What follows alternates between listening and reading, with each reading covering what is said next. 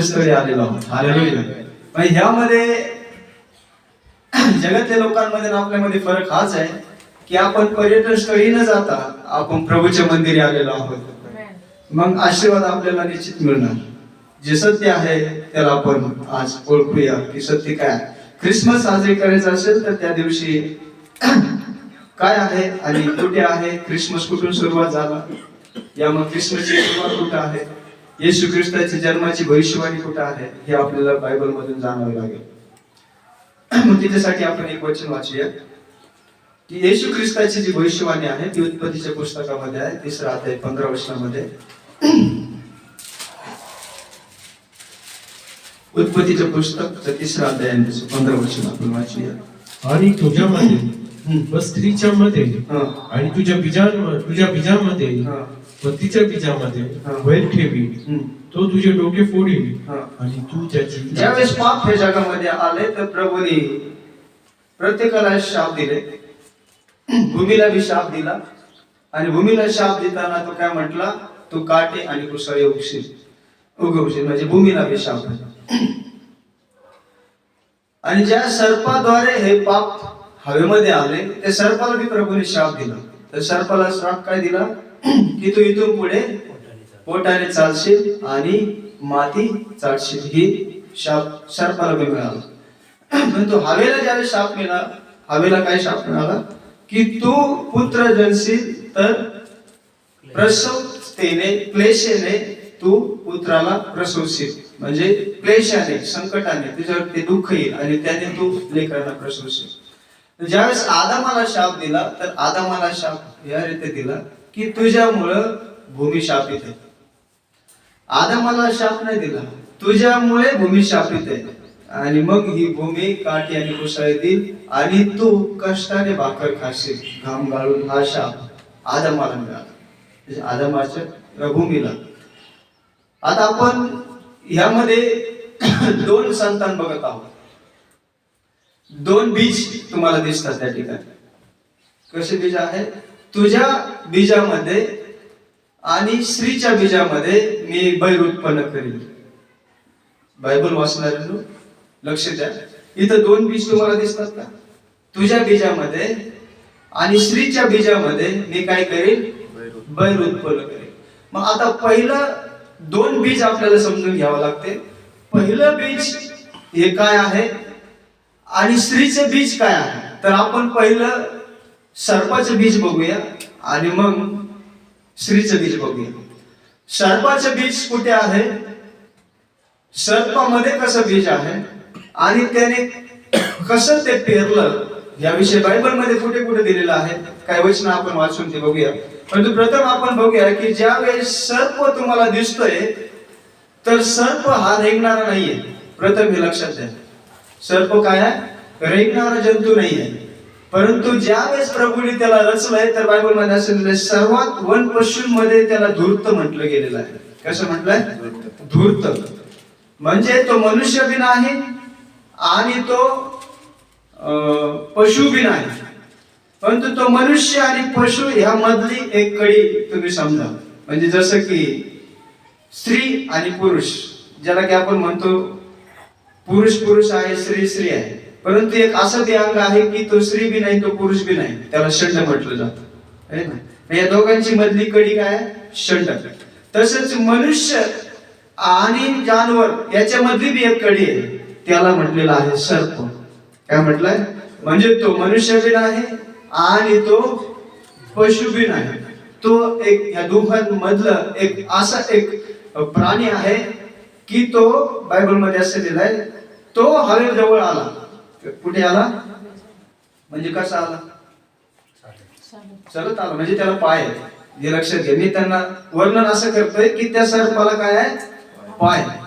आता दुसरं वर्णन त्याचं आहे, तो हवे बरोबर संवाद करतोय. म्हणजे काय करतोय, बोलतोय. बघा बायबल मध्ये लिहिलंय, उत्पत्तीच्या पुस्तकामध्ये येऊया.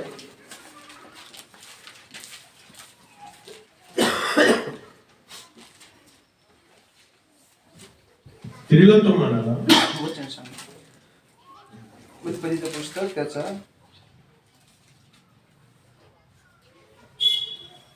3 वचन. 3:1. अध्याय 3 आणि पहिलं वचन. 3 अध्याय काढूया आपण सर्वांनी आणि पहिलं वचन. वाचा. तो स्त्रीला म्हणाला, तो स्त्रीला म्हणाला, तुम्ही बागेतल्या कोणत्याच झाडाचे फळ खाऊ नका हं.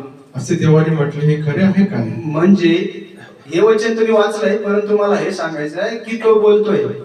काय करतोय? तो बोलतोय. याचा अर्थ असा आहे की त्याला मुख आहे, आपल्यासारखं त्याला शरीर आहे आणि तो बोलतोय. समजतंय का? आजचा सर्प जो रेंगणार आहे तुम्हाला बोलताना दिसतंय का? नाही. आज जो सर्प तुम्हाला दिसतोय त्याला एकच सेन्स आहे, ते फक्त काय करतो? नजरेने बघतो. त्याला कान बी नाही आहे. त्याला काय? नजर आहे.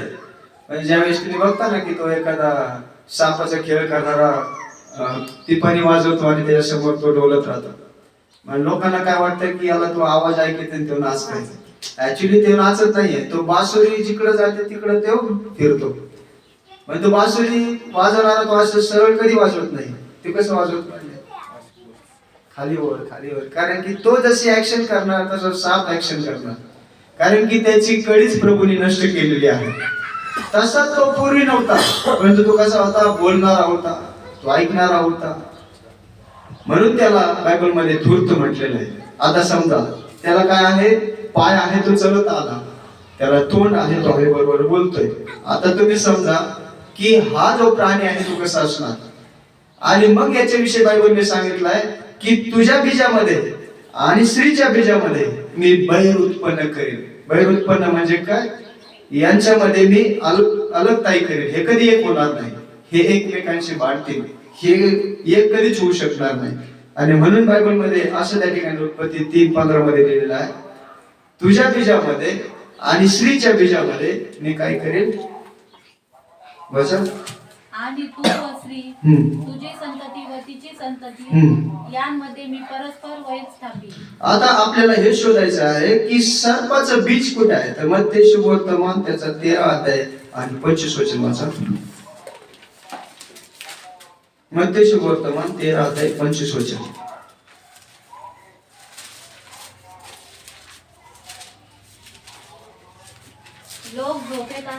लोक झोपेत असताना त्याचा वैरी येऊन गव्हामध्ये निधन पेरून गेला. पण जेव्हा पाला फुटला व दाणे आले तेव्हा निधनही दिसले.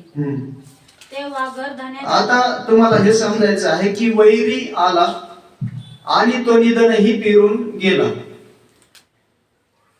म्हणजे प्रभू येशू जो दृष्टांत सांगत आहे तो आदन वाटिकेमधला दृष्टांत सांगत आहे. तो दृष्टांत आहे, परंतु ऍक्च्युअली घडलेली घटना तो दृष्टांत रूपे तो सांगत आहे की ही घटना पुढे घडलेली आहे. म्हणजे काय झालं की एक वैरी आला आणि त्या वैरीने काय केलं? लोक झोपीत असताना तोही त्याचं बीज पेरून गेला. म्हणजेच एक शेतकरी आहे, त्या शेतकऱ्याने आपल्या शेतीमध्ये गहू पेरले आणि ते गहू पेरून गेला. परंतु रात्रीच्या वेळेस वैरी आला आणि तो त्याचं बीज पेरून गेला. मग आता आपल्याला हे शोधावं लागणार आहे की हा वैरी कोण आहे की जो तो पेरून गेला. बघा बायबल मध्ये 13 अध्याय आणि 39 वचन वाचा. हा वैरी कोण आहे जो निधन पेरून गेला? आणि त्यांना पेरणारा वैरी हा सैतान आहे. काय कोण आहे? सैतान. जो पेरणी करून गेला वैरी तो कोण आहे? तो सैतान आहे. आणि मग सैतान कस काय पेरणी करू शकतो? लक्षात घ्या, सैतान आत्मा आहे, जसे की प्रभू बी. इकडे लक्ष द्या. पेरणी कस काय तो करू शकतो? देव बी आत्मा आहे आणि सैतान बी आत्मा आहे. परंतु ज्या वेळेस पेरणी करायची तर प्रभूने मनुष्य रूप धारण केले आणि त्याने त्याचं बीज पेरायला सुरुवात केली. तसंच सर्पानेही त्याच्यासाठी तो सृष्टी करू शकला नाही, परंतु सृष्टीमध्ये त्यांनी गडबडी केली आणि मग त्यांनी त्याचं बीज भूमीमध्ये टाकले आणि ते भूमीमधलं बीज वाढू लागले. आता आपल्याला भूमी समजावं लागेल, बीज समजावं लागेल आणि पेरणारा समजावं लागेल. मी पहिलं निधनाचं बीज घेत आहे की हा निधन कोण आहे? जो पेरणं करून गेला तो सैतान. आणि निधन काय आहे? मग ते 13:38 वाचा. 13:38. शेत हे जग आहे. शेत हे जग आहे. चांगले बी हे राज्याचे पुत्र आहे. चांगले बी हे राज्याचे पुत्र आहे. निधन हे दुष्टाचे पुत्र आहे. निधन हे दुष्टाचे पुत्र आहे. आता तुम्हाला थोडं खुल्ला असा येईल. दोन संतान ह्या पृथ्वीवरती जीवन जगत आहेत. ईश्वरी दृष्टांतात सांगितले. चांगले बी राजाचे संतान आणि वाईट बी कोणाचे संतान? शेत हे जग आहे. शेत हे जग आहे. चांगले बी हे राज्याचे पुत्र आहे. चांगले बी राज्याचे पुत्र आहेत. निधन हे दुष्टाचे पुत्र आहे. निधन हे दुष्टाचे पुत्र आहे. हालेलुया. म्हणजे निधन तुम्ही हे समजू नका की गहू पेरला रे गहू आणि त्याच्यामध्ये कुसळ उगले काटे उगले, त्याला तुम्ही ते फक्त दृष्टांत आहे. परंतु ऍक्च्युअली घटना ही आहे. दोन पुत्र या भूमीतून उगून येत आहेत. आता तुम्हाला भूमी कोण आहे, हे दोन पुत्र कोण आहे हे तुम्हाला समजावं लागेल. मग त्याच्यासाठी तुम्हाला आदनवाटिकेमध्येच जावं लागेल. या दोन पुत्राचा शोध करण्यासाठी की हे दोन पुत्र कोण आहे, कसे आले, कसा यांचा जन्म झाला, कसे उत्पन्न झाले. तर बघा उत्पत्तीचं पुस्तक आणि त्याचा 3रा अध्याय, तिसरा अध्याय 4था अध्याय 1 वचन. नंतर आदामाने आपली बायको हव्वा हिला जाणले, मग ती गरोदर राहिली आणि तिला आता ही पहिली वेळेस आहे आदमाने हवेला जाणले. आता 4था अध्याय 25 वचन वाचा. आदामाने आपल्या बायकोस पुन्हा जाणले आणि तिला मुलगा झाला. त्याचे नाव तिने शेत ठेविले. ती म्हणाली, कायनाने हबेलाचा घात केला म्हणून देवाने त्याच्या जागी मला. आता आदम हवेपाशी दोनदा जाताना तुम्हाला दिसतोय. किती वेळेस? इकडे लक्ष द्या. किती वेळेस जातोय? दोनदा आदम हवेपाशी जाताना तुम्हाला दिसतोय. पहिल्या वचनामध्ये आणि 25 वचनामध्ये. नंतर तुम्हाला आदम हवेपाशी केलेला हे वचन तुम्हाला दिसत नाही. पण ज्यावेळेस नंतर आहे की अनेक पुत्र आणि कन्या उत्पन्न झाले ते नंतर आहे. परंतु ही घटना तुम्ही लक्षात ठेवा 4थ्या अध्यायामधली की दोनदा तो हवेपाशी जातोय, परंतु पुत्र किती उत्पन्न होत आहेत? 3. किती होत आहेत? त्यांचे नाव काय? कैन, आबेल आणि शेत. हे 3 मुलं आहेत. परंतु आदाम हवेपाशी जातो दोनदा, मुलं उत्पन्न होतात 3. मग ह्या 3ही मधला 2 आदामाचे आहेत आणि 1 वैरी आहे, तो आपल्याला शोधावा लागेल. म्हणजे 1 निधन आहे आणि 2 जे आहेत ते आदामाचे आहेत. मग हा जो वैरी त्याचा बी पेरून गेला, तर हा कोण आहे? तर बायबल मध्ये असं लिहिलंय बघा. हा कोण याला आपल्याला शोधायचं आहे. तर पहिलं वचन वाचा 4था अध्याय 1 वचन. नंतर आदामाने आपली बायको हव्वा हिला जाणले, मग ती गरोदर राहिली आणि तिला काही झाला आणि ती म्हणाली, मला यहोवापासून पुरुष प्राप्त झाला आहे. काय झालं आहे? पुरुष प्राप्त झाला. कोणती स्त्री अशी आहे की ज्याला बालक उत्पन्न झाल्यानंतर म्हणते मला पुरुष मिळाला? समजते का काय मिस्त्री आहे? म्हणजे कोणती स्त्री अशी आहे की ज्याला बाळ जन्मते आणि ती म्हणते हा माझा पुरुष आहे? आपण काय म्हणतो आपल्याला लेकरं मिळाल्यानंतर? काय म्हणतो? माझं बाळ, माझं लेकरू, सोनुड्या, बाबुड्या है ना, बाळा. आपल्याला जे प्रिय वाटते. पुरुष कोणाला म्हणते? म्हणते मला पुरुष मिळाला. एवढं मिस्त्री आहे, लक्षात ठेवा. हा पुरुष कोण आहे याला आपल्याला शोधायचं आहे की हव्वा याला काय म्हणते? पुरुष म्हणते. ओके. मग आता त्याच बघा 25 वचन बघा. ज्यावेळेस हाबेल उत्पन्न होतो तर त्यावेळेस ती काय म्हणते बघा. आदामाने आपल्या बायकोस पुन्हा जाणले आणि तिला मुलगा झाला. त्याचे नाव तिने शेत ठेविले. ती म्हणाली, कायनाने हबेलाचा घात केला म्हणून देवाने त्याच्या जागी मला दुसरे अपत्य दिले आहे. काय दिले आहे? अपत्य. पुत्र दिला, दुसरा एक पुत्र.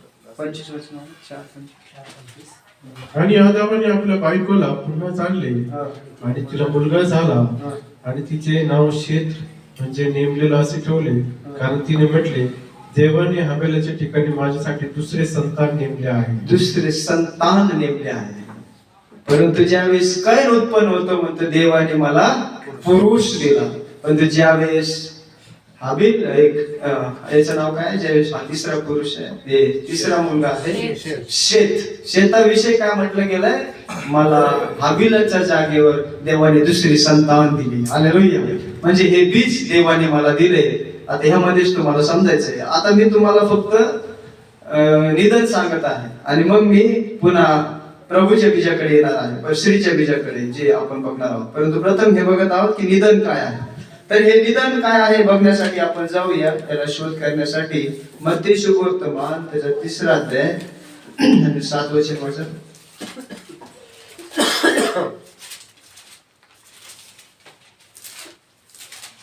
परंतु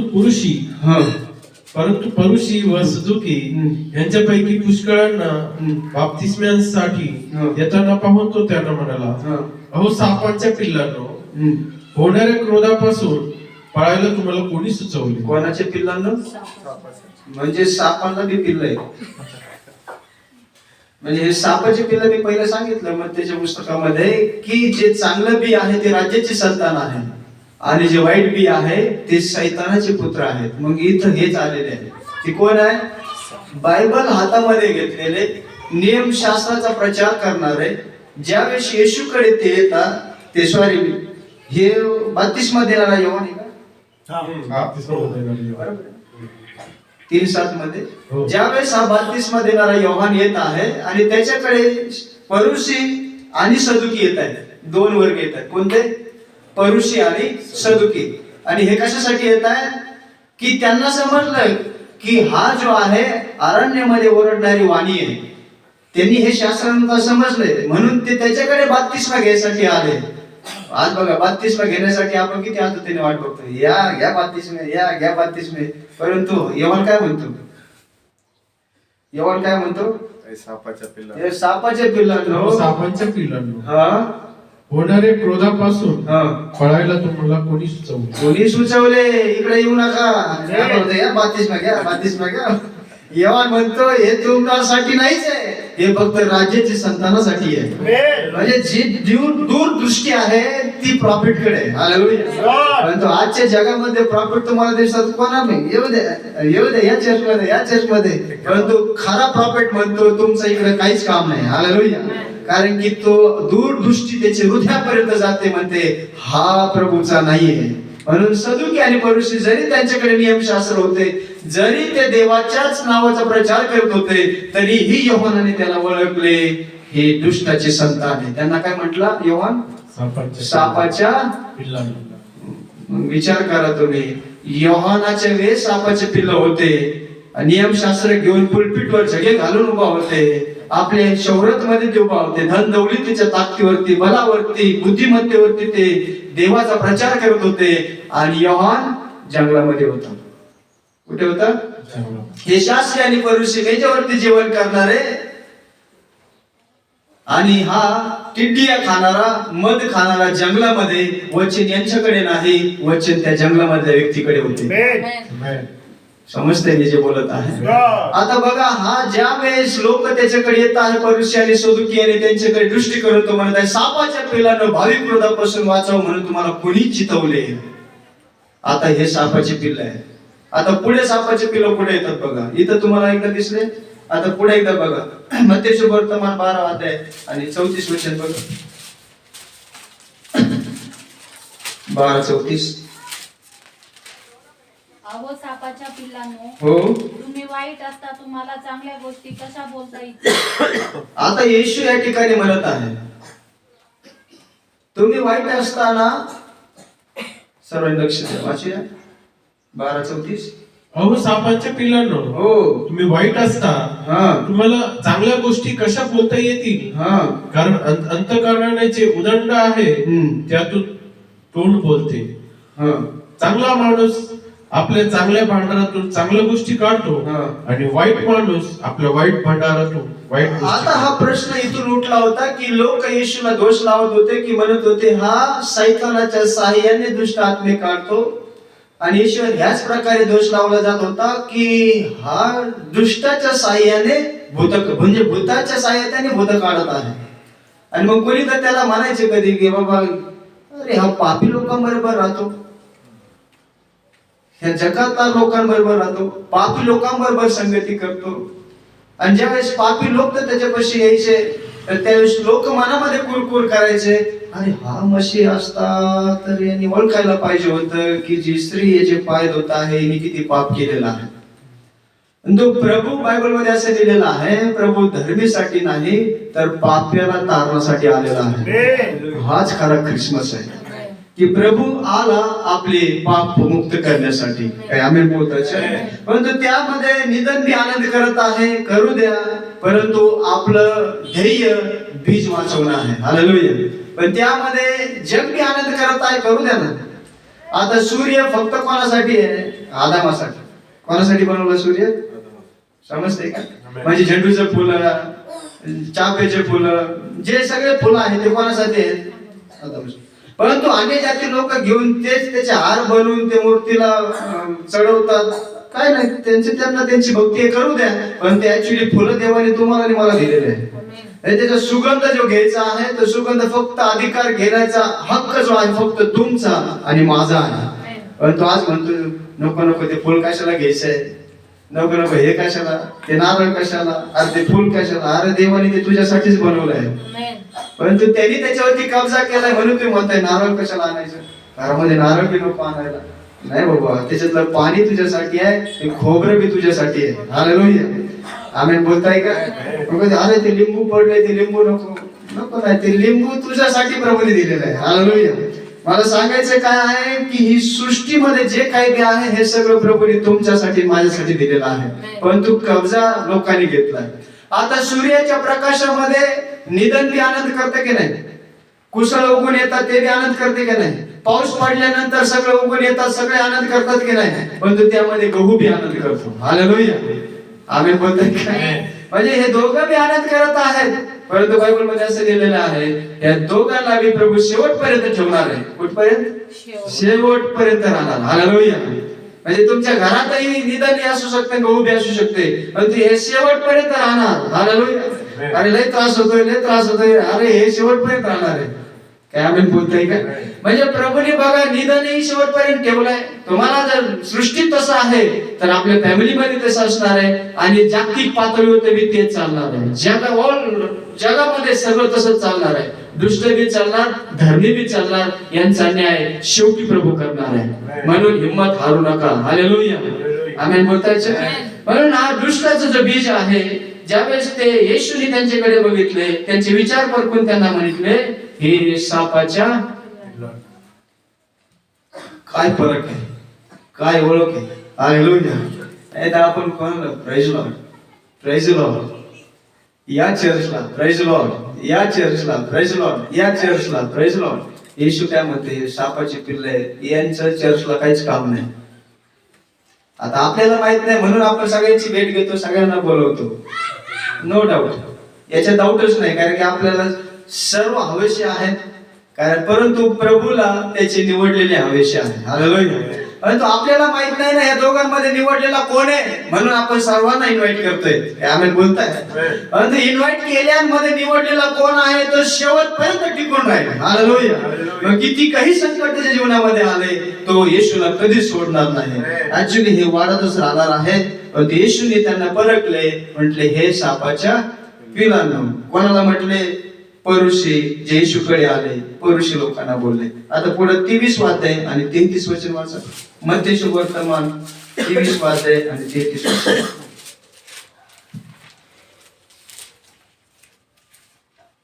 अहो सापांनो,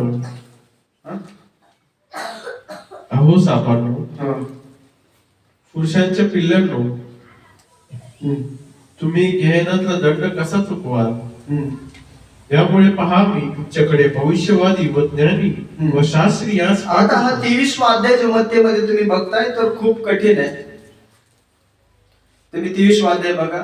29 वचन पासून. तर त्यांना तो ह्या रीत्या संदेश देत आहे की तो म्हणतो की तुम्ही कबरीसारखे आहात, तुम्ही बाहेरून चांगले दिसताय परंतु आतून मैलाने भरलेले आहात. वरतून तुम्ही कबरेला पेंट मारताय परंतु आतमध्ये काय आहे, सर्व सडलेलं आहे. म्हणजे प्रभू त्यांना काय सांगत आहे, तुम्ही बाहेरून जागा घातलाय परंतु तुमचं आतलं जीवन हे दुर्गंध देण्यासारखं झालेलं आहे. म्हणून तो शास्त्री आणि पुरुषांना म्हणत आहे आहो सापाच्या पिलांनो. काय म्हणताय, कोणाला म्हणतोय हा? 29 हा माझ्या. अहो शास्त्री व पुरुषी हो, हा अहो ढोंग्यांनो, हा. तुम्हाला हाय हाय. हम्म. कारण तुम्ही काय ब्रदर, हे जो प्रचार करत आहे हे नॉर्मल बिलीवरला नाही करत आहे. प्रभू हा प्रचार करत आहे फास्टर लोकांना.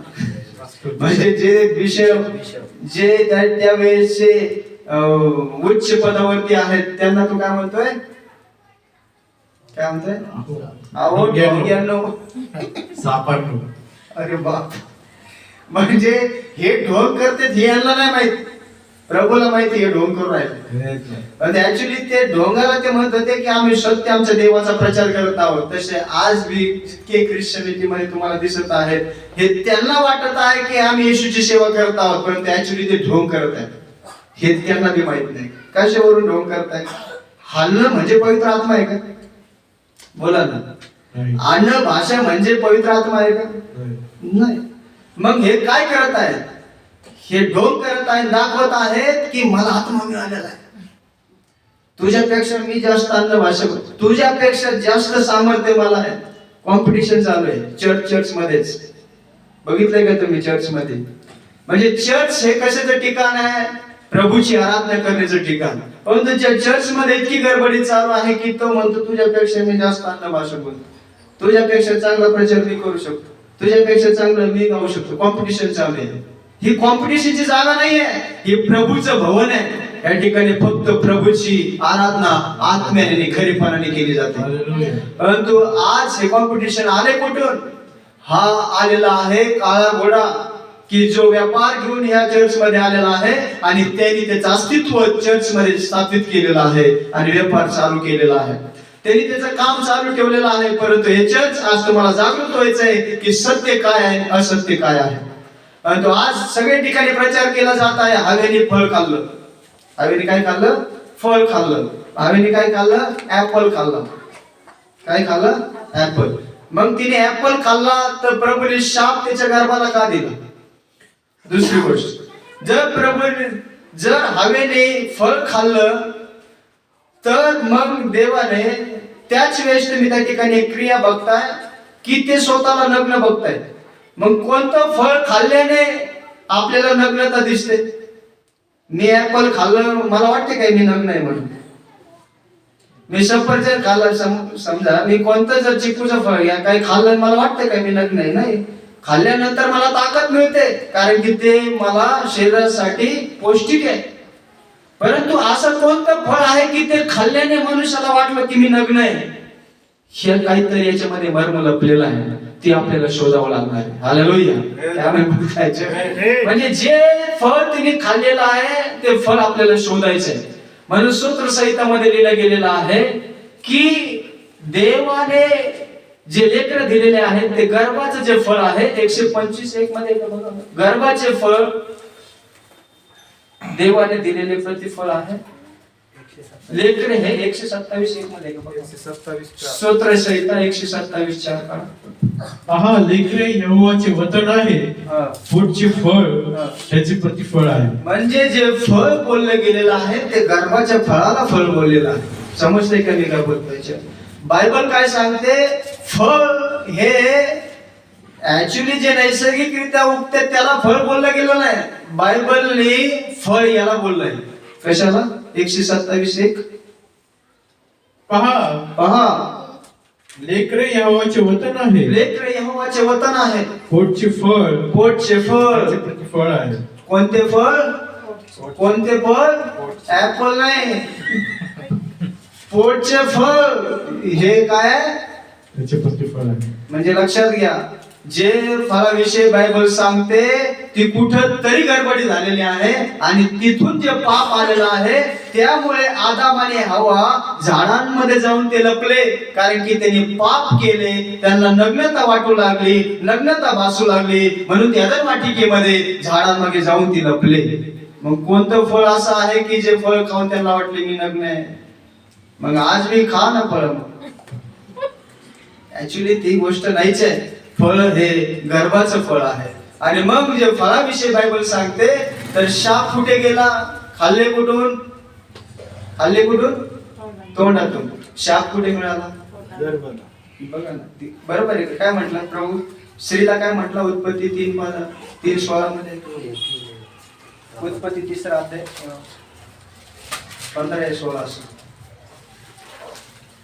स्त्रीला ज्यावेळेस शाप दिला तर कसा शाप दिला? तो स्त्रीला म्हणाला मी तुझे दुःख व हो. तुझे गर्भधारण बहुगुणित करीन. म्हणजे तुझे दुःख व तुझे गर्भधारण काय करेल? पुष्कळपट वाढवेल. बहुगुणित करीन. म्हणजे समजतंय का? आणि पुढे काय लिहिलंय? तू क्लेशाने लेकर प्रसवशील. तू क्लेशाने लेकर. म्हणजे याचा अर्थ असा आहे, पाप येण्याच्या आधी तू क्लेशाने प्रसवणार नव्हती, पाप आल्यानंतर क्लेशाने तू प्रसवणार. मग आता मला सांगा, लेकर उत्पन्न होण्यासाठी स्त्री आणि पुरुषाचे मिलन व्हावं लागते. बरोबर आहे का? जोपर्यंत स्त्री आणि पुरुषाचे मिलन होत नाही तोपर्यंत गर्भ राहत नाही, है ना? बरोबर आहे का? ही तुमची आणि माझं शारीरिक संबंधामधले काम आहे.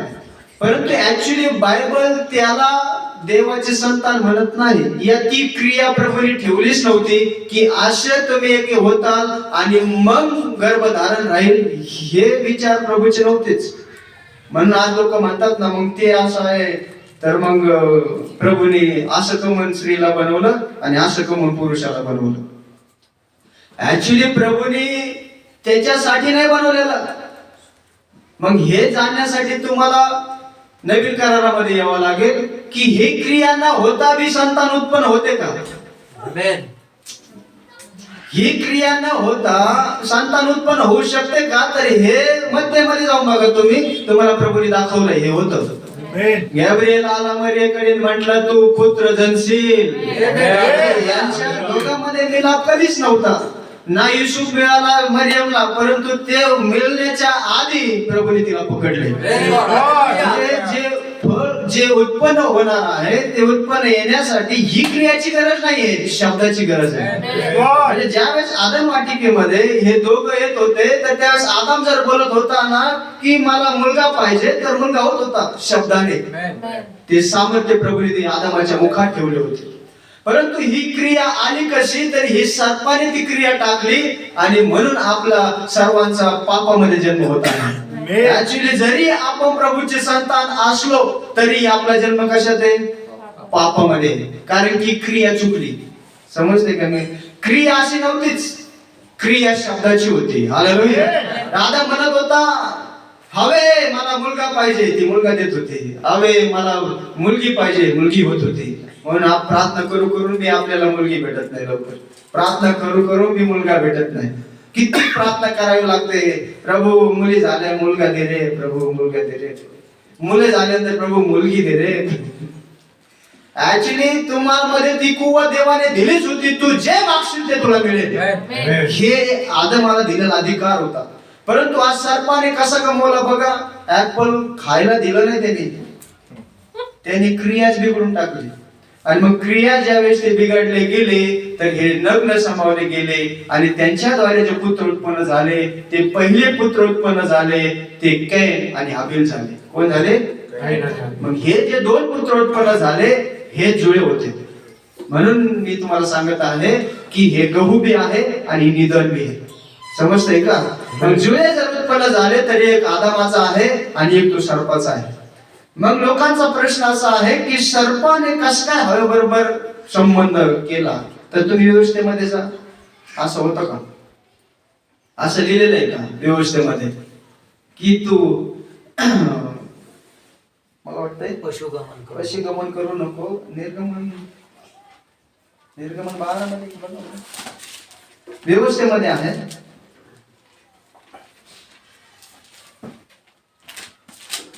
अनुवाद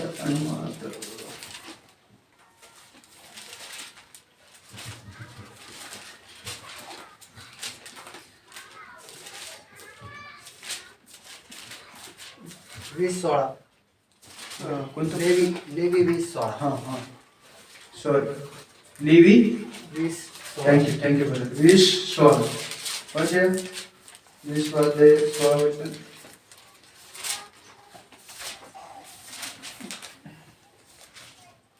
आणि जर कोणी स्त्री काढलं सर्वांनी काढलं का? मी थोडं हळूहळू का घेत आहे, मला ख्रिसमसला टॅली करायचंय म्हणून मी हे तुम्हाला विषय समोर ठेवत आहे. 20 अध्याय वाचा. आणि जर कोणी स्त्री हा. कोणत्याही पशुजवळ जाऊन हा. त्याची संग करते हा. तर तू त्या स्त्रीला व पशुलाही ठार मार, हा. त्यांना अवश्य ठार मारावे, हा. त्यांचे रक्त त्यांच्यावरच राहील. म्हणजे समजलं का? पशु जवळ जाऊन त्याच्याची संग करू नको का? कारण की पशु बरोबर संग झाला या वाटिकेमध्ये. समजतंय का?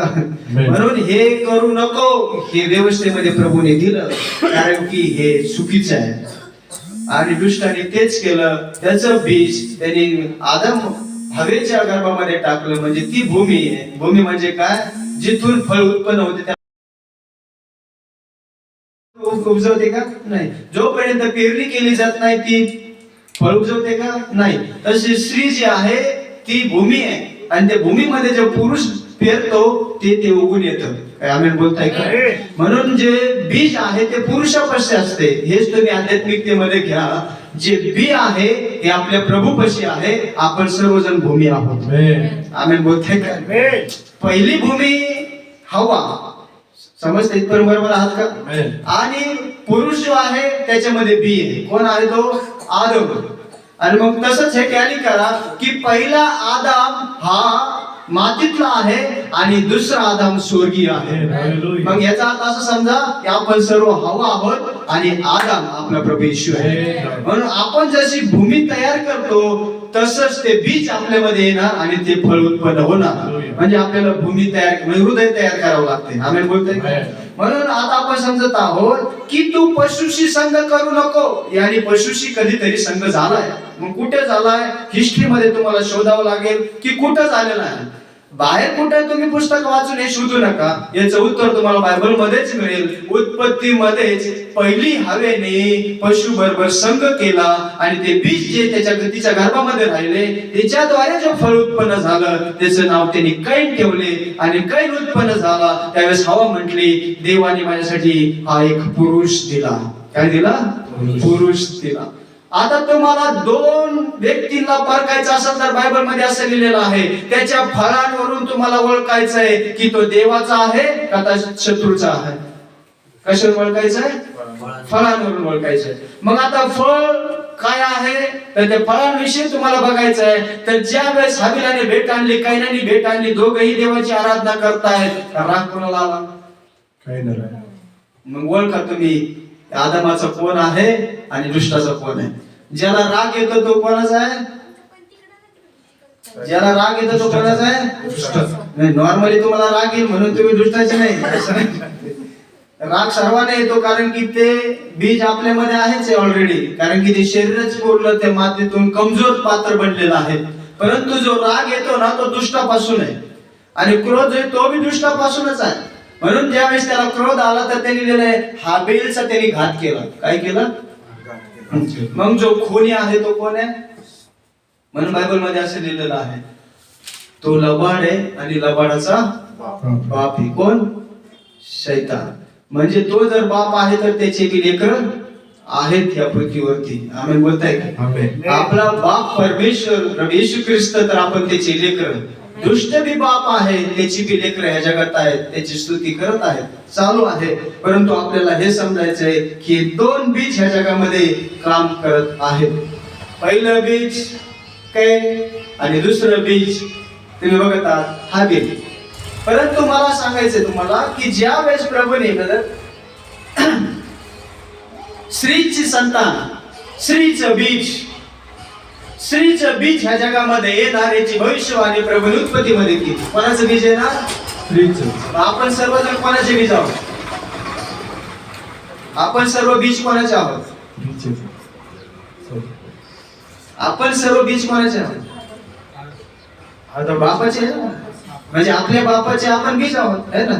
जर बाप माझ्या आईपाशी आला नसतं तर मी उत्पन्न झालो नसतो. सर्व सांगतो उघड तुम्हाला. लपून काय ठेवायचं आहे तसं जे नॅचरली आहे त्या. जसं की जे संगोपन केलं जातं जे एक संघ होता त्यामधून जे फळ उत्पन्न होतं ते तुम्ही आणि मी आहोत है ना. म्हणजे आपला बापाची करणी आपण आहोत है ना. फळ आपण त्याचे काय आहोत? फळ आहोत. की आणि त्यासाठी बघा आपण सर्व पापामध्ये उत्पन्न झालो. आपण पुरुषाचे बीज, मग स्त्रीचे बीज कुठे आहे? मग स्त्रीचे बीज कुठे येणार आहे हे दुष्टाला माहित नव्हतं, म्हणून त्यांनी घात करायला सुरुवात केली. कुठून? आदनवाटिकेमधूनच. कैन उठला तर म्हटला हाच असणार आहे तो, म्हणून त्याने हाबिलाला बी मारला. कारण की भविष्यवाणी काय झाली होती माहिती आहे का? बघा भविष्यवाणी काय, उत्पत्ती 3:15 मध्ये तो घाबरतोय खूप सैतान, त्यामुळे तो काय करतोय? घात करायला सुरुवात करतोय. तो कशाला घाबरतोय तर बघा त्याच्या विषयीची भविष्यवाणी आहे 3:15 मध्ये. आणि तू व स्त्री, हा. तुझी संतती व तिची संतती, हो. यांमध्ये मी परस्पर वैर स्थापीन. हा. ती तुझे डोके फोडील हा. व तू तिची टाच फोडशील. डोके फोडील ना, ते घाबरतोय. माझं डोकं फोडणार कुणीतरी येणार आहे, म्हणून तो मला हात नाही ना, त्याने हाबिलाला मारला. जितके तुम्ही धार्मिकतेमध्ये जीवन जगणारे व्यक्ती आहेत, त्या दृष्टाने सर्वांचा छळ केला, सर्वांना मारायला सुरुवात केली. पेत्र, योहान, याकूब काय करत होते? प्रभू येशूची सेवा करत होते. परंतु ज्या शास्त्री फरीसी ते बी देवाची सेवा करत होते, यहोवा देवाची. परंतु यहोवा देव येशू ख्रिस्त आहे हे त्यांना प्रगट झालं नव्हतं. लक्षात आहे का? व्यवस्थेमध्ये काय आहे? यहोवा तुमचा पवित्र आहे, यहोवा तुमचा अग्निमय देव आहे, तो उपाय करणारा परमेश्वर आहे, यहोवा ईश्वरवान देव आहे, देवासारखा कोणी नाही, तो अल्फा आहे, तो ओमेगा आहे, तो आदी आहे, अंत आहे, त्याला सोडून दुसरा देव कोणी नाही. शास्त्रामध्ये लिहिलेलं आहे निर्गमाचं पुस्तक 20 अध्यायामध्ये की मी जो तो मी आहे, तू मूर्ती पूजा करू नको, मीच एकटा देव आहे. मग तो मी एकटा देव आहे तर हे येशूला देव कसं काय मानतात? तर हे शास्त्री फरीसी यांच्या विरुद्ध उठले. परंतु यांना प्रगट झालं होतं की ज्या व्यवस्थेचा जो प्रभू आहे तो आता देहामध्ये आलेला आहे, म्हणून ते येशूच्या नावात प्रचार करत होते. परंतु हे दोघी वर्ग बघा समोर समोर बैर उत्पन्न झालेला आहे. प्रत्येकाला ते म्हणतात येशूच्या नावात प्रचार करू नका, येशूच्या नावात प्रचार करू नका, येशूच्या नावात प्रचार करू नका. हे आताच नाहीये, हे त्यावेळेस बी झालं होतं की पेत्र, योहान, याकूब उठले होते आणि जे विरोधी लोक उठले, म्हटले ह्या नावाने प्रचार करू नका. पेत्र म्हटला आम्ही देवाचं ऐकायचं का मनुष्याचं ऐकायचं हे तुम्हीच ठरवा. आम्ही बोलताय का? म्हणजे आम्ही जे बघितलंय, आम्ही त्याच्या बरोबर राहिलो, चाललो, फिरलो, काय आम्ही त्याच्याविषयी साक्षी देऊ नये? आम्ही जिवंत साक्षी आहोत. पण त्यांना प्रगट झाले यहोवा देव देहामध्ये आलेला आहे. आज ख्रिश्चनिटी मध्ये हाच गोंधळ आहे की तो ईर्ष्यवान देव जो पवित्र प्रभू आहे तो देहामध्ये आला, हे आज ते विश्वास करत नाही. ते म्हणतात यहोवाने पुत्राला पाठवलं. कोणाला? हे किती सत्य आहे. यहोवाने पुत्राला पाठवलं आणि मग पुत्र बी देव आहे. पण ते ऍक्च्युली बायबल मध्ये काय लिहिलंय माहितीये का? बघा एशियाचं पुस्तक त्याचं 43 अध्याय 10 ते 13 वचन. एशिया 43 बघा 10 पासून 3 वचन वाचा. परमेश्वराचे असे म्हणणे आहे की हो, तुम्ही मला ओळखावे, हा, मजबूत भाव ठेवावा, हा, व मी तोच आहे, हा, व मी तोच आहे. हा. माझ्या पूर्वी कोणी देव नव्हता, माझ्या पूर्वी कोणी नव्हता. वाचा ना. व माझ्या नंतरही कोणी माझ्या नंतरही कोणी नाही. मग येशू कसं काय देव झालं? माझ्या आधी कोणी नाही, माझ्या नंतरही कोणी नाही. मग पिता देव आहे, ठीक आहे, पुत्र देव कस काय, पवित्र आत्मा बी देव कस काय? ऍक्च्युली ही गडबडी ही झाली की जिथं 3 काम आले तिथं यांनी 3 देव केले. पिता पुत्र बनला आणि पुत्र पवित्र आत्म्यात आला, हे त्याचे काम आहे. पण ते म्हटले नाही, पिता बी देव, पुत्र बी देव आणि पवित्र आत्मा बी देव. मग ते 3 आहेत का? नाही नाही, ते एकच आहेत. मग ते एक आहे का? नाही नाही नाही, ते 3 आहेत. मग 3 असून ते एक आहेत. अहो तुम्ही एका ठिकाणी ते स्थिर राहा, नाही तर 3 बोलायचं, 1 बोला. आम्ही बोलतोय का? म्हणजे साक्षीदार कोणाचे बनणार तुम्ही? एकाचे बनावं लागेल की नाही? का तिघाचे साक्षीदार बनणार? आहे का असं? तिघाचा साक्षीदार बनू शकतो का? नाही, मी एकाचा साक्षीदार बनू शकतो, है ना? बरोबर आहे का? नाहीये? आज जगात जर चाललं चालू द्या, परंतु तसं नाहीये. साक्षीदार आपण एकाच व्यक्तीला बनू शकतो. आम्ही बोलताय का? तो व्यक्ती आहे जीवता आपला प्रभू येशू ख्रिस्त आणि आपण त्याचे साक्षी आहोत. हालेलुया. आणि म्हणून माझ्या आधी कोणी नाही, माझ्या नंतर कोणी नाही. वाचा पुढे. हे तुम्हाला समजावे म्हणून हे तुम्हाला समजावे म्हणून तुम्ही माझे साक्षी आहात. तुम्ही माझे साक्षी आहात. Praise God. पुढे. तू माझा निवडलेला सेवक आहेस. हा मीच परमेश्वर आहे. हा माझ्याशिवाय कोणी त्राता नाही. हा मीच तारण विदित केले, हा. प्राप्त करून दिले व समजविले. मीच तारण विदित केले आणि मीच तारण समजविले. मग मला सांगा, तारण कधी विदित केले आणि तारण कधी समजविले? बायबल मध्ये असं दिलेलं आहे प्रेषित 4:12 मध्ये, तारण कोणी दुसऱ्याकडून नाही, तारण फक्त एकाच नावात आहे, ते नाव आहे प्रभू येशू ख्रिस्त. Amen. आता याचे दुसरं वचन वाचा, तारण देणारा कोण आणि कोण आला तारण देणारा? लुक वर्तमान 2 अध्याय आणि 11 वचन. येशयामध्ये लिहिलंय तारण यहोवापासून आहे, यहोवा देव तारण देणारा आहे. आणि लूक 2:11 मध्ये काय लिहिलंय बघा, सरळ सरळ. कारण आज दाविदाच्या नगरात हा. तुम्हासाठी तारणारा जन्मला आहे. Hallelujah, hallelujah, hallelujah, hallelujah. कोण जन्मलाय? तारण. येशूचा मुलगा नाही, मरियेचा मुलगा नाही, तारणारा जन्मलेला आहे. हालेलुया. ज्याला कान आहे त्याने ऐकू. Hallelujah, hallelujah. जुन्या करारामध्ये त्याच्या विषयी लिहिलं आहे की तारण स्थापित करणारा तो, तारण देणारा यहोवा परमेश्वर. आणि तारण देताना त्याने दुसऱ्या कोणाला नाही पाठवलं, तोच देहामध्ये आला. आमेन. हालेलुया. आणि म्हणून व्यवस्थेनुसार 30 वर्षानंतर त्याचा बप्तिस्मा करण्यात आला, अभिषेक करण्यात आला, ऑर्डिनेशन करण्यात आलं. 30 वर्षानंतर तो सेवेत उतरला. हालेलुया. का असं झालं? कारण की व्यवस्थेत लिहिलंय, याजक गण ज्यावेळेस याजकाची सेवा करतो तर तो 30 वर्षाचा असला पाहिजे. म्हणजे 30 वर्षानंतर त्याचा अभिषेक केला. आणि मग तो सेवेत 3.5 वर्ष त्यांनी सेवा केली. मग बायबल मध्ये लिहिलंय तो तारणारा जन्मला. हालेलुया. आजचा क्रिसमस काय? तारणारा जन्मला. हालेलुया. हालेलुया. त्याच्यानंतर हे केक येऊ द्या, लाइटिंग येऊ द्या, नवे ड्रेस येऊ द्या, हे नंतर आहे. पहिला तारणारा जन्म. तर तो जन्म नसता तुमचा केक बी व्यर्थ, तुमची लाइटिंग बी व्यर्थ. त्याने जन्म घेतला म्हणून मी आनंद करत आहे. हालेलुया. प्रथम उद्देश काय? तारणारा माझ्यासाठी जन्मलेला आहे. हालेलुया. आज जगाने त्याला सोडलंय.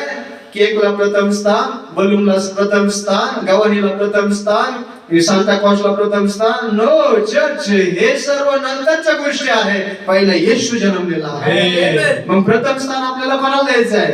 तारणाला जन्मलेला आहे. हालेलुया. मग तो कधी जन्मला ब्रदर? 2:11 मध्ये कधी जन्मलाय? कारण आज दाविदाच्या घरात आज जन्मलाय. हालेलुया. आज जन्मलाय. मी काल वाचले, हेच वाचले, आज जन्मलाय. परवा वाचले, अरे हेच वाचलं, आज जन्मलाय. म्हणजे माझा प्रभू येशू माझ्या हृदयात रोज जन्मतो. आमेन. हालेलुया. आज लोक हे विसरून गेले की तो रोज माझ्या हृदयात जन्म घेत आहे. रोज मी आनंद करत आहे हालेलुया. परंतु आज ख्रिश्चनिटी मध्ये 25 तारीख नियुक्त केली.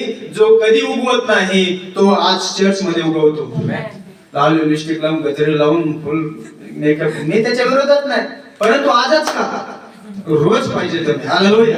आजच का नवीन ड्रेस घालायचे? रोज घाला, कारण की तुम्ही राजाचे पुत्र आहात. जर तुमच्याकडे कुवत आहे तर रोज चांगले कपडे घाला, कारण की प्रभूने मला आशीर्वादित केलेलं आहे. हालेलुया. लोकांसमोर दरिद्रता दाखवू नका, कारण की देवाने आपल्याला उत्तम ते दिलेलं आहे. हालेलुया. नाही मी गरीब आहे. अरे तू गरीब नाहीये, तू पैशाने गरीब आहे, वचनाने धनवान आहे. म्हणून आपली गरिबी ही पैशाने गरिबी आहे, परंतु वचनामध्ये आपण धनाढ्य आहोत. हालेलुया. म्हणजे तुमचं तेज तुमच्या ड्रेसने बी चमकू द्या. हालेलुया. फाटलेले कपडे असू द्या, परंतु इस्त्री करा. हालेलुया. रोज त्याला धुवा, त्याला इस्त्री करा, नवीन दिसू द्या. मी राजाची संतान आहे, तारणारा माझ्यासाठी जन्मलेला आहे. हालेलुया. म्हणून बायबल मध्ये असं लिहिलेलं आहे की ज्या वेळेस प्रभू येशू ख्रिस्ताचा जन्म झाला तर हा कोणाची संतान आहे? कोणाची संतान आहे? ही स्त्रीची संतान आहे. समजताय का? मग ही स्त्रीची संतान कधी येणार, कुठे येणार, कशी येणार, हे दुष्टाला माहित नव्हते. म्हणून प्रत्येकाला मारत चालला तो. काय मारलं की नाही मारलं? मारलं का नाही मारलं? अहो योहान बप्तिस्मा देण्यापर्यंत त्याने सर्वांना घात केले. इब्री लोकांपत्र 11 अध्याय वाचा. ते माळा फिरत होते. म्हणजे आधीच्या बी घटना ते सांगत आहे. येशू ख्रिस्त यायच्या आधी बी येशियाला करोतीने चिरले, इर्मियाला कसे मारले. हिस्ट्रीमध्ये बघा जाऊन या दुष्टांनी सर्वांचा घात करायला सुरुवात केले. का माहितीये का? माझं डोकं फोडणार कोणीतरी येणार आहे. स्त्रीचं संतान येणार आहे. परंतु स्त्रीचे सगळे संतान उत्पन्न होऊ राहिले. ऍक्च्युली स्त्रीचे संतान कोण हे त्याला प्रगट नव्हते, म्हणून तो प्रत्येकाला घात करत चालला. परंतु ज्यावेळेस येशू आला तो स्त्रीचे संतान बनून आला. हालेलुया. आता मी हे तुम्हाला सांगतोय की ज्यावेळेस आदाम आणि हव्वा एक होणार तर त्याच्या आधी शैतान त्याच्यामध्ये शिरला. समजतंय का? आता इकडे बघा, प्रभूने एक कुवारी मुलगी की ज्या विषयी की तिला एक पवित्र शास्त्रानुसार जी कुवारी होती, बायबल मध्ये लिहिलेलं आहे, यशायाच्या पुस्तकामध्ये कुवारी गर्भवती होईल याच्याविषयी भविष्यवाणी विषयीचा प्रचार चालू होता.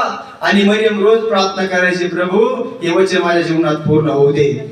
आता हे वचन पूर्ण होण्यामागे किती पीडा सहन करायच्या ते तुम्हाला माहिती आहे का? एक कुवारी गर्भवती होणार म्हणजे सर्व लोक तिला नाव ठेवणार. अरे लग्न न होता कस काय ही गर्भवती राहिली? व्यवस्थित असं गेलेलं आहे, तिला व्यभिचारणी ठरवलं जाईल. काय? व्यभिचारणी. आणि मग तिच्यावर पथराव करण्यात येईल. तरी मरियम म्हटली, प्रभू तुझं वचन माझ्या जीवनात पूर्ण होऊ दे. आज आपल्याला मरियम बनायचंय. हालेलुया.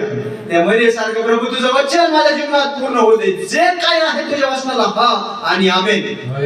मग ते लग्न असो, बर्थडे पार्टी असो, कोणता कार्यक्रम असो, तिथं मी तसंच असलं पाहिजे जसं मी चर्च मध्ये आहे. नो, तिथं काहीच नाही, मतभेद नको त्या ठिकाणी. हे असं ते तसं नको. जसं चर्च मध्ये तसंच मी बाहेर.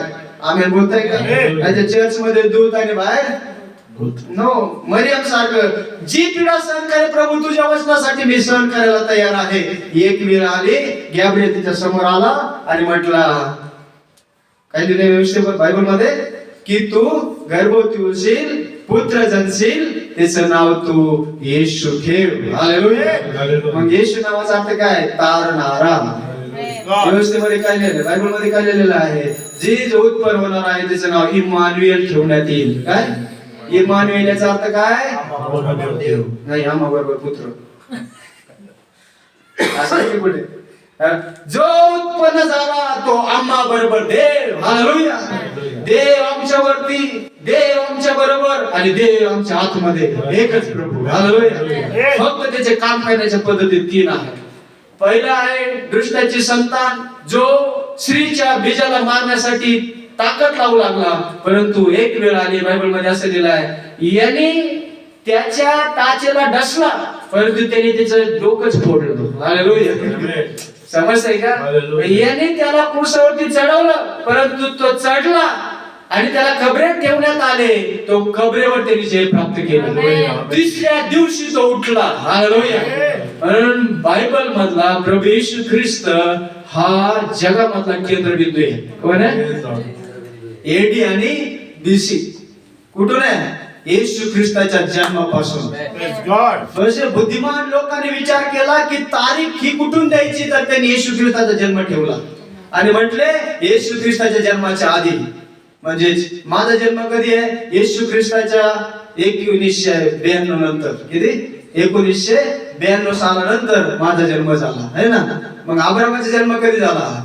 म्हणजे येशू ख्रिस्ताच्या कितीतरी वर्ष आधी. म्हणजे जर तारीख गिनण्यात आली, येशूला मध्ये ठेवलं, इसवी सन पूर्व, इसवी सन, म्हणजे समजतंय का? Before Christ, after death. तारखेचं समजतंय का तुम्हाला? म्हणजे जी तारीख आज तुम्ही जी गणताय ना, ही 2026 तारीख येशू ख्रिस्ताच्या जन्मापासून सुरुवात होते. 1, 2, 3, 4, 5 म्हणजे साक्ष काय देते? जरी लोक विश्वास ठेवत नाही तरी ते म्हणत आहे येशू ख्रिस्ताचा जन्म होऊन 2025 वर्ष झाले. हालेलुया. हे त्यांचं कॅलेंडर साक्ष देते. आम्ही बोलताय का?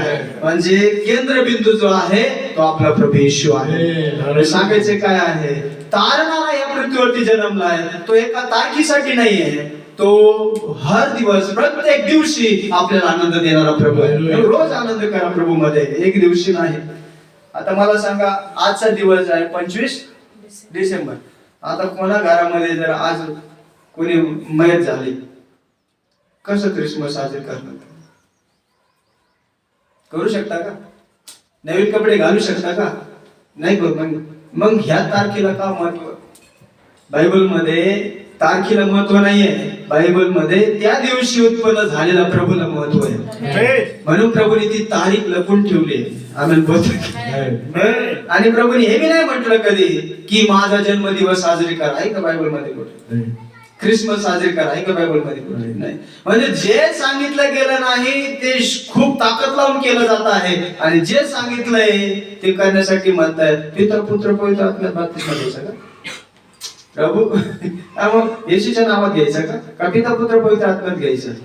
प्रभू काय म्हटलं? जे भविष्यवाणी केली ती पूर्ण झाली. प्रभू येशूच्या नावात बाप्तिस्मा घ्या म्हणजे तुम्हाला पवित्र आत्म्याचे दान मिळेल. जे करायला लावलं ते नाही करत, आणि जे नाही करायला लावलं ते किती जोरात चालू आहे. समजते का मी काय बोलतो? म्हणजे आपल्याला जर उत्साह करायचा आहे तर तो एकाच गोष्टीमध्ये करायचा आहे. तर बायबल मध्ये लिहिलं आहे यशाया 45:21 मध्ये वाचा. यशाया 45:21. बोला, त्यांना समोर आणा, हा त्यांस आपापसा विचार करू द्या. हा हे कोणी पुरातन काळापासून ऐकविले, हा हे कोणी पृथ्वीपासून कळविले. हा मी परमेश्वरानेच नव्हे काय, हा. मग वेगळा देव नाही. मग हा ना, आज सगळ्या ट्रिनिटी वाल्यांना बायबल सांगते बोलवा यांना सगळ्यांना. काय लिहिलंय? सगळ्यांना बोलवा. माझ्या वाचून कोणी निर्माण करता आहे काय? माझे वाचून तारण देणारा दुसरा कोणी आहे काय? हालेलुया. मीच अल्फा आणि मीच ओमेगा आहे. म्हणून याला प्रभू म्हणत आहे. वाचा शिष्य. मज वाचून न्यायी व तारण करता दुसरा कोणी, माझ्या वाचून न्यायी आणि तारण करता दुसरा कोणी देव नाही. Hallelujah hallelujah hallelujah. दुसरा कोणीही नाही. पुढे वाचा. पृथ्वीच्या सर्व सीमांनो हो मजकडे वळा, बोला. उद्धार पावा, हा कारण मी देव आहे, हो. अन्य कोणी नव्हे. अन्य बोला. अन्य म्हणून निर्गमाच्या पुस्तक 20 अध्यायामध्ये जी व्यवस्था आहे काय लिहिलंय ते माहिती का? एक आज्ञा काय आहे? मग सोडून अन्य देव तुम्हाला नसावे. आपण एकाचे 3 केले पिता पुत्र. म्हणजे निर्गमाचं पुस्तक 20 अध्यायामध्ये ती आज्ञाच आपण मोडली 3 देव करून. नाही, मग सोडून अन्य देव तुम्हाला नसावे. मी तारण करणारा मीच आहे, उपाय करणारा मीच प्रभू आहे. 45:5 वाचा. यशाया 45:5.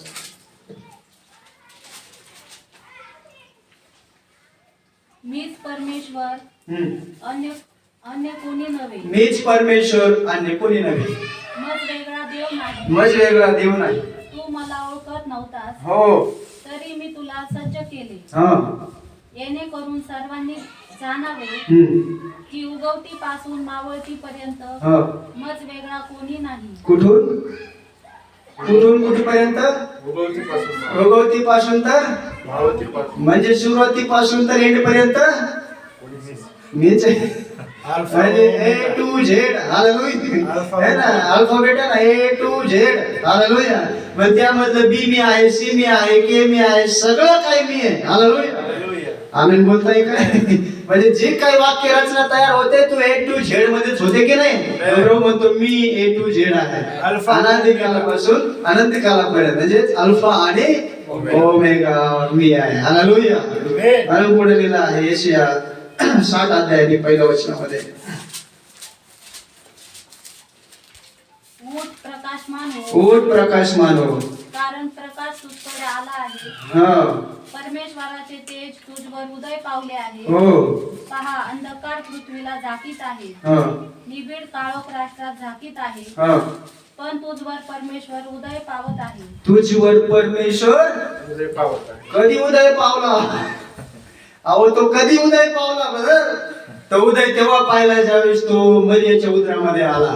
त्यांनी उदय प्राप्त केला. हालेलुया. ज्याला कोणी बघितलं नाही तो प्रभू एका देहामध्ये आला. म्हणून त्याला तो म्हटला ज्याने कोणी मला बघितले त्यांनी पित्याला बघितले. मी आणि पिता एक आहे. म्हणजे तो उदय पावला. हालेलुया. अनादिकालचा परमेश्वर ज्याला कोणी कधी बघितले नाही. मजच म्हणला प्रभू तुझा चेहरा तरी मला दाखव. तुम्हाला तू चेहरा बघू शकत नाही, माझं तू पाठ बघ, परंतु मी मुख दाखवण्यासाठी एक दिवस येणार आहे. कसा आला तो? मरियाच्या उदरामध्ये. कसा आला तो? बायबल मध्ये असं लिहिलेलं आहे. जकर्याचं पुस्तक त्याचा 9 अध्याय 9 वचन. जकर्या 9:9. तो प्रकाश कसा अगे सियोनाचे कन्ये अगे शिवनेचे कन्ये अत्यंत उल्हास कर तू लास कर अगे यरूशलेमेचे कन्ये अगे यरूशलेमेचे कन्ये हर्षनाद कर हर्षनाद कर पहा तुझा राजा तुझ्याकडे येत तुझा आहे. राजा तुझ्याकडे येत आहे तो न्यायी आहे हो राजांचा राजा कोण आहे प्रभू येशू ख्रिस्त. कोण आहे तुझा राजा तुझ्याकडे येत आहे राजाला ते कोणाला राजा मानत होते यहोवा परमेश्वराला आणि त्याच्याविषयी जकर्या म्हणतो तुझा राजा तुझ्याकडे येत आहे परंतु तो कसा येतोय तो दीन आहे तो नम्र आहे तो गाढवाच्या शिंगरावरती बसून येत आहे हालेलुया. परंतु ज्यावेळेस तो गाढवाच्या शिंगरावरती बसून आला कोणीही त्याला समजू शकले नाही जकर्याने केलेली भविष्यवाणी पूर्ण होत आहे हालेलुया. आहे का बरोबर आहे का नाही तुझा राजा तुझ्याकडे येत आहे पुढे तो न्यायी आहे तो न्यायी आहे आणि त्याच्या जवळ तारण आहे त्याच्या जवळ तारण आहे तो नम्र आहे तो नम्र आहे आणि तो गाढवावर हा. गाढवीच्या शिखरावर स्वार हो, झालेला आहे. Hallelujah, hallelujah. मग तुम्ही वाचा शुभवर्तमानामध्ये तो कसा आला ज्यावेळेस तो यरूशलेम मध्ये येते आहे कसा आला तो म्हटला समोरच्या गावामध्ये जा तिथं गाडीचं शिखर बांधलेलं दिसत ते घेऊन या मला त्याच्यावर बसूनच जायचं आहे का कारण की माझ्या विषयीची भविष्यवाणी आहे हालेलुया. जकर्याने दिलेली आहे काय की तो न्यायी आहे तो राजा आहे तारण त्याच्या जवळ आहे हे कन्ये हे यरूशलेमेचे कन्ये तुझा राजा तुझ्या जवळ येत आहे हालेलुया. राजा कसा आला शिंगरावरती बसून आम्ही बोलताय का म्हणजे त्याचा जन्म कसा झाला बेथलेहेम गव्हाणीमध्ये त्याचा जन्म झाला ऍक्च्युली ती गव्हाणी अशी सजवली नव्हती जशी की आज सजवली जाते त्या गव्हाणीमध्ये वास येत होता ती गव्हाणी दुर्गंधीने भरलेली होती त्या ठिकाणी त्याला त्या बाळाला जन्म झाल्यानंतर कपडा गुंडाळण्यासाठी कपडा देखील नव्हता तर त्या योसेफाने काय केलं जे जू त्या ठिकाणी होतं त्या बेथलेहेम गावात जे जन्म झाला त्या गव्हाणी गोठ्यामध्ये त्या गोठ्यामध्ये जे नांगराला जू मध्ये ते कापड हे करतात ना की ते मानीवरती लावतात की ते बैलाला इजा होऊ नये म्हणून त्या लाकडाला गुंडाळलेलं कापड असतं ते कापड त्यांनी खोललं आणि त्याच्यामध्ये येशूला गुंडाळून ठेवलं म्हणजे माझा प्रभू येशू ज्यावेळेस पृथ्वीवरती त्याने जन्म घेतला ना तर त्यांच्याकडे त्याला ऊब देण्यासाठी कापड बी नव्हतं आणि तो आज आपला जन्माला त्याला 100-200 रुपयाचं ते घेऊन यावं ते टाकण्यासाठी ते बाळाला घरी आलं तर पाळणं आणावं माझ्या येशूला ते काही नव्हतं हालेलुया. तो इतका नम्र आणि दीन बनून आला म्हणून या लोकांनी ठोकर खाल्ली राजा उत्पन्न झाला तर तो राजा दरबारी पाहिजे होता परंतु बायबल मध्ये असं काही नव्हतं बायबल मध्ये त्याच्याविषयी भविष्यवाणी होती की तो बेथलेहेम मध्ये जन्म घेणार आहे हालेलुया. काय ते विश्वास करताच म्हणजे माझा प्रभू जो स्त्रीची संतान बनून आला म्हणजे त्याच्यामध्ये किंचितही पाप नव्हते हालेलुया. स्त्रीची संतान म्हणजे काय पुरुषाबरोबर कधीही तिने संभोग केला नाही अशा परिस्थितीमध्ये मरियम गर्भवती राहिले म्हणजे पवित्र आत्म्याने तिच्यावरती छाया केली आणि जे बालक उत्पन्न झाले तेच आहे आज ख्रिसमस जिथून येशू जन्म घेतला ते गव्हाणी म्हणजे वास मारणारी होती ती गव्हाणी सुगंधाने भरली कशी सुगंधाने भरली माहितीये का मागे लोक आले आणि ते गिफ्ट घेऊन आले ते गिफ्ट काय घेऊन आले लोबान ऊद म्हणजे जे सुगंधदायी इत्र होते ते घेऊन आले हालेलुया. का कारण की तारणारा जन्मलेला आहे आज मी तुम्हाला सांगतोय या हृदयात जर तारणारा जन्मलेला आहे जरी घाण असले हे सुगंधाने भरून जाईल आम्ही बोलताय का खूप दुर्गंधाने भरलेलं हे हृदय आहे विचार येतात तर पापीच येतात जर विचार कल्पना येतात तर पापीच येतात कुणी मनुष्य नीतिमान नाही सर्व अशुद्ध सर्वांनी पाप केलं पण या पापामध्ये जर येशू जन्म घेतो तर ही हृदय पूर्ण सुगंधाने भरून जाते आम्ही बोलताय का ज्यावेळेस हृदयाशी मिळते गॉड ब्लेस यू ब्रदर प्रभूचा सुगंध आपल्यामधून वाहतो हालेलुया. म्हणून एकच आहे आजचा ख्रिसमस जो आहे तो एकच आहे प्रभू येशू ख्रिस्त म्हणजे तारणारा जन्मलेला आहे तो तुमच्यासाठी माझ्यासाठी ख्रिस्त प्रभू आहे गॉड ब्लेस यू प्रभू तुम्हाला शोधित आज आहे श्रीची संतान जो आपल्यासाठी ज्याने जन्म घेतला हालेलुया. गॉड ब्लेस यू प्रभू तुम्हाला शोधित ये गम प्रभूची स्तुती करूया या प्रभू करूया प्रभूला मी मानी स्तुती hallelujah hallelujah hallelujah thank you Jesus म्हणून त्याच्या उपस्थितीमध्ये हालेलुया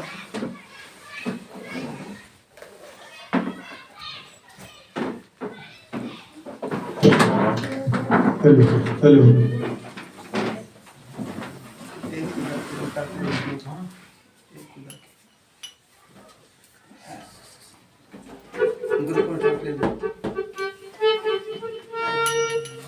हालेलुया. आपलं अंतःकरण हृदय तयार करून त्यांची स्तुती करूया. Hallelujah hallelujah hallelujah. हे खुदा के रूह छू हमें तू छू. हे खुदा के रूह छू हमें तू छू. तेरी हुजूरी में खड़े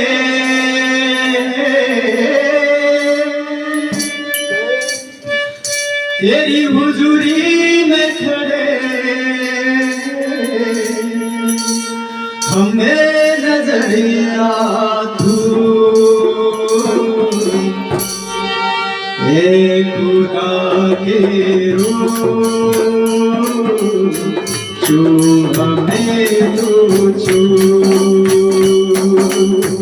हे खुदा के रूह छू हमें तू छू. तेरी हुजूरी में खड़े तेरी हुजूरी में खड़े हमें नजरिया तू. हे खुदा के रूह छू हमें तू छू. हे खुदा के रूह छू हमें तू छू.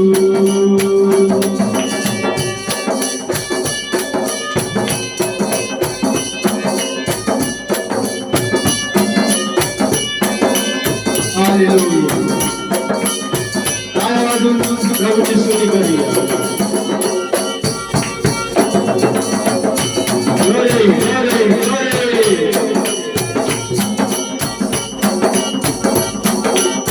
तू छुए हमें मिले आजादी हो जाए तेरे मसाक आदि. तू छुए हमें मिले आजादी हो जाए तेरे मसाक आदि. दिल में हमारे तू महके तेरी खुशबू. दिल में हमारे तू महके तेरी खुशबू. तेरी हुजूरी में खड़े तेरी हुजूरी में खड़े हमें नजरिया तू. हे खुदा के रूह छू हमें तू छू. हे खुदा के रूह छू हमें तू छू. क्या बात है. Hallelujah. We worship you, Lord. Glory, glory, glory.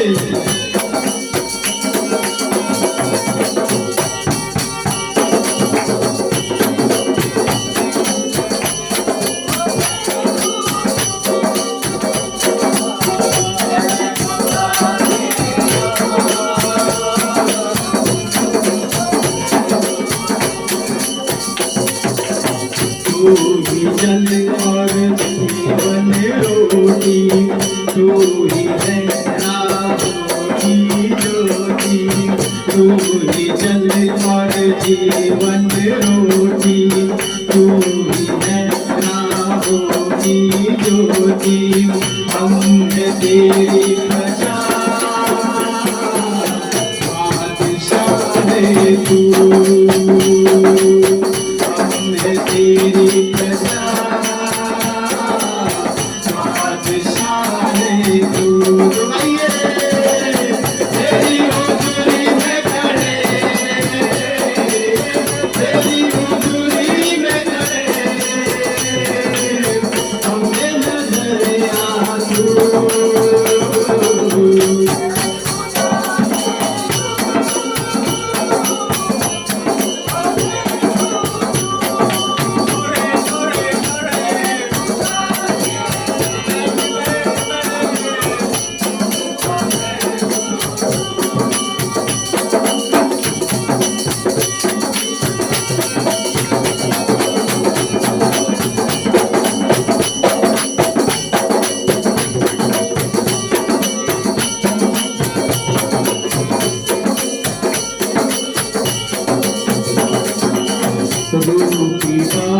बारिश कब तू कर दे, अपने फलों से मुझको भर दे।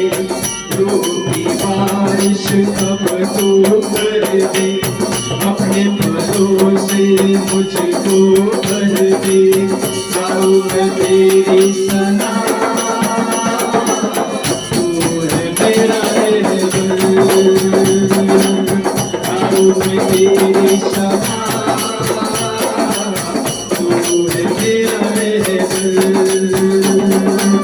तेरी हुजूरी में खड़े, तेरी हुजूरी में खड़े, हमें नजर आतू।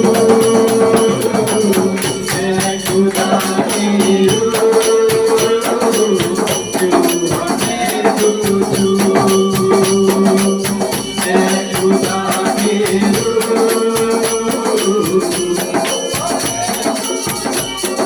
झूले झूले झूले झूले देखुदान, हालेलुया। हर एक दिल को झूले आज, हे खुदा आज की रूठी बारिश आज हमारे दिल में उतर आए, और हर एक दिल को जान विश्व को आज झूले। हालेलुया हालेलुया, हर एक दिल को आज भर दे खुदावन। हालेलुया, भर दे भर दे भर दे। हालेलुया, तेरी आत्मा से तेरी आत्मा से तेरी आत्मा से तेरी रूह से भर दे है खुदावन। Hallelujah, glory glory. हालेलुया, तेरी हुजूरी में खड़े, तेरी हुजूरी में खड़े, हमें नजर आतू। मैं खुदा की रूह, तू हमें तुझू। मैं खुदा की रूह, तू हमें तुझू। तू हमें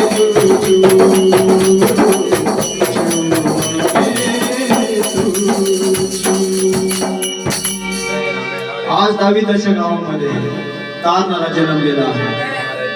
ती छोटीशी गावाने ते छोटंसं बेथलेहेम गाव, ज्यामध्ये येशू ख्रिस्ताने जन्म घेतला, ते ठिकाण ते गाव ते आज तुम्ही आणि मी आहोत। आणि खरा ख्रिसमस हाच आहे, तारणारा माझ्या हृदयात जन्मलेला आहे। माझे पाप त्याने क्षमा केले आणि माझा नवीन जन्म त्याने केला, म्हणून तो तारणारा मला मिळाला। ते मागी लोक आणि जो संदेश सरळ मिळाला ते मेंढपाळ लोक, ज्यांना सांगितलं की आज दाविदाच्या गावामध्ये तुमच्यासाठी तारणारा जन्मलेला। ते मेंढपाळ लोकांना काय आशा होती, ते तर मेंढर राखीत होते, परंतु प्रभूने त्यांची काळजी घेतली आणि मग ते धावत सुटले दाविदाच्या नगराकडे तारणाराचे भेट घेण्यासाठी। आज भी आपण आतुर आहोत। तारणारा माझ्या हृदयात त्याने जन्म घेतला, परंतु आता पुन्हा तो येणार आहे, ज्याच्यामध्ये त्याने जन्म घेतला त्याला घेण्यासाठी तो ढगांवरती विराजमान होऊन येणार आहे। म्हणून चर्च 25 डिसेंबर अनेक येत राहतील, परंतु आपल्या जीवनामध्ये एकच असू द्या की ज्या वेळेस ढगांवरती माझा प्रभू येतो तर मी उचलला गेला पाहिजे। काय पृथ्वीवरती करायचे करा, परंतु ध्येय एकच ठेवा, ढगांवरती येणार माझा प्रभू तर मी बदललो गेलो पाहिजे, मी त्याच्याबरोबर उचलला गेलो पाहिजे। म्हणून वचनानुसार आपलं जीवन भरत चला, त्या साच्यात आपलं जीवन टाका आणि नेहमी प्रभूला धन्यवाद देतो। प्रभू तुम्हाला आशीर्वादित करो। God bless you.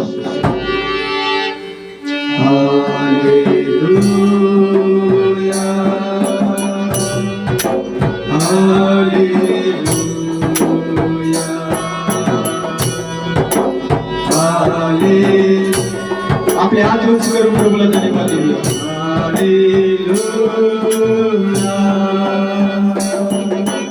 Thank you, Jesus. Thank you. Thank you, Jesus. Thank you, Jesus.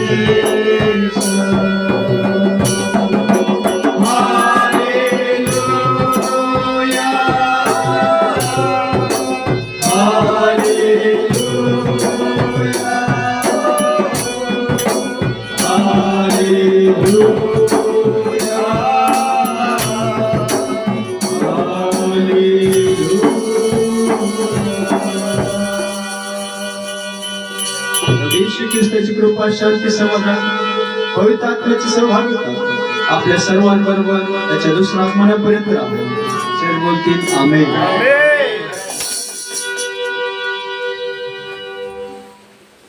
एक सूचना आहे, 16 तारखेचं